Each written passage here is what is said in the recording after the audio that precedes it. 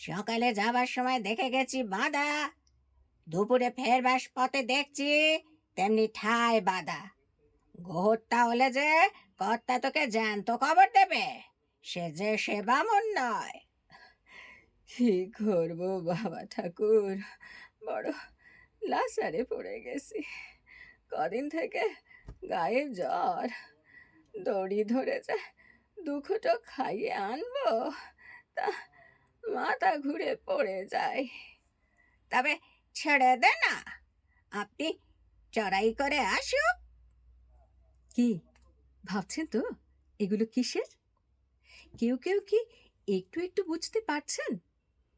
যাকে, অত চিন্তা করার দরকার নেই। চোখ রাখুন বুধবার 19শে মার্চ ঠিক সন্ধে 6:30টায় গল্প নাটকে তুহিনার সাথে চ্যানেলে আসছে শরৎচন্দ্র চট্টোপাধ্যায়ের মহেশ, আপনাদের জন্য। শুনতে ভুলবেন না কিন্তু।